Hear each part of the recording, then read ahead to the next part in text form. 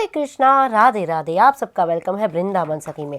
तो फ्रेंड्स, आज हम जानेंगे कि हमें जो रमा एकादशी आने वाली है, रमा एकादशी की पूजा हमें किस प्रकार करनी है। सर्वप्रथम देखिए, हमने एक लकड़ी का पट्टा लिया है, उसके ऊपर पीले रंग का वस्त्र बिछाया और जिस जगह पे हमने इसको बिछाया है उसको पहले हमने हल्दी से लीप लिया है और फिर हम थोड़ा सा तिल का आसन देंगे और उस पर विराजमान करेंगे ठाकुर जी की तस्वीर।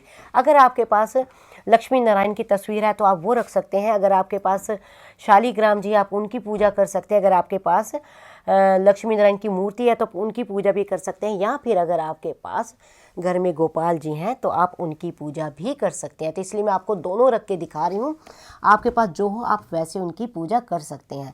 तो देखिए, गोपाल जी भी विराजमान हो गए हैं और लक्ष्मी नारायण भी विराजमान हो गए हैं। और देखिए, अब हम करेंगे इस चौकी का शुद्धिकरण। सबसे पहले हम जल का छींटा देंगे, शुद्धि करेंगे और उसके बाद हम ठाकुर जी की तस्वीर के ऊपर भी शुद्धिकरण करेंगे। वस्त्र रूपी कलावा जो है हम भगवान को अर्पित करेंगे और फिर उसके बाद हम ठाकुर जी को देंगे भेंट में जनेऊ। तो जब भी वस्त्र भेंट में दिए जाते हैं तो 2 वस्त्र भेंट में दिए जाते हैं। उसके बाद ठाकुर जी को हम चंदन का तिलक करेंगे, माता जी को करेंगे रोली का तिलक।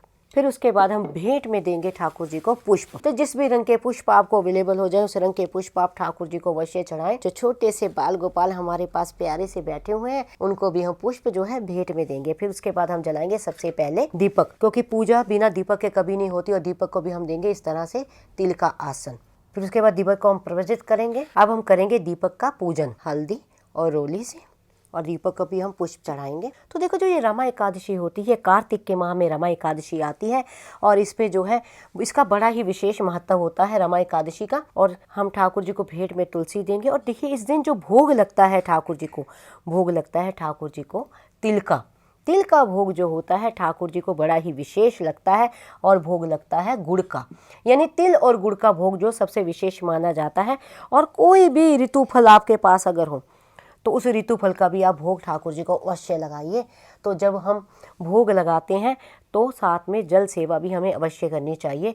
तो देखिए, जब भी हम ठाकुर जी को भोग लगाते हैं तो भोग में हमेशा तुलसी दल अवश्य डालना चाहिए। बिना तुलसी के जो हमारे प्यारे हैं भोग को ग्रहण नहीं करते हैं। तो जो भी भोग आप लगाएं तो भोग में तुलसी दल आप अवश्य डालें। तो इसलिए तुलसी हमने ठाकुर जी को भेंट में भी दे दी है और भोग में भी लगा दी है। तो देखिए, कार्तिक माह की जो ये रमा एकादशी होती है इसका बहुत ही विशेष महत्व होता है। इसमें किया गया पाठ पूजा जो भी व्रत हम रखते हैं ये अनंत फलदायी होता है। इसमें जो रमा हमारी माता लक्ष्मी का नाम है और माता जी अति प्रसन्न होती हैं और घर में कभी धन धान्य की कमी रहती और मोक्ष की प्राप्ति होती है। तो देखिए, इसके बाद हम करेंगे देखिए कथा का पाठ। तो हर कथा का अपना एक महत्व होता है। जब भी कथा पढ़ते हैं तो कभी खाली हाथ नहीं पढ़नी चाहिए।